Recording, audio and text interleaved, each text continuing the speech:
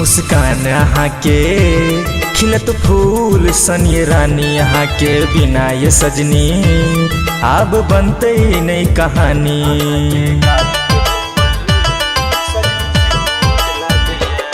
मुस्कान यहाँ के खिलत फूल सनी रानी यहाँ के बिना ये सजनी अब बनते नहीं कहानी।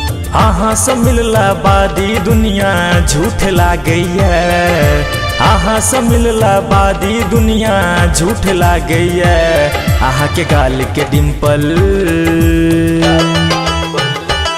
आहा के गाल के डिम्पल सजनी क्यूट लाग गई है। आहा के गाल के डिम्पल सजनी क्यूट लाग गई है।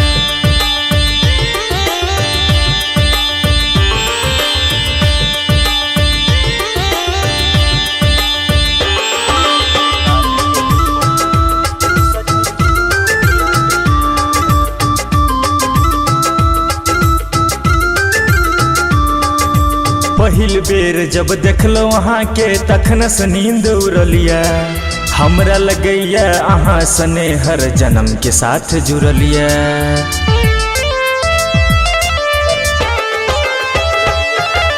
पहिल बेर जब देखलो वहाँ के तखन से नींद उड़लिया, हमरा लगैया अहाँ सने हर जन्म के साथ जुड़लिया।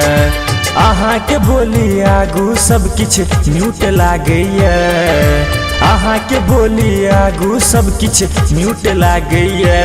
आहा के गाल के डिम्पल, आहा के गाल के डिम्पल सजनी क्यूट लागैया। आहा के गाल के डिम्पल सजनी क्यूट लागैया। Presented by Rupam studio Madhubani.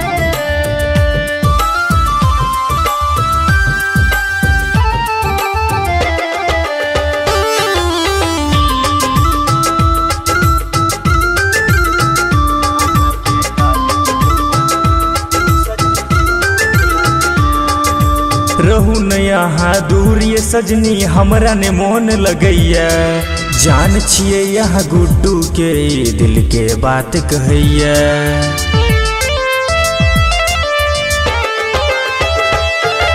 रहू न यहाँ दूर ये सजनी हमरा ने मोन लगैया।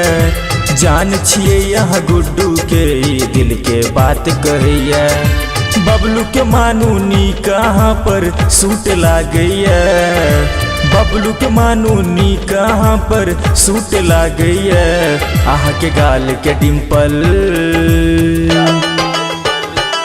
आहा के गाल के डिम्पल सजनी क्यूट लागैया। आहा के गाल के डिम्पल सजनी क्यूट लागैया।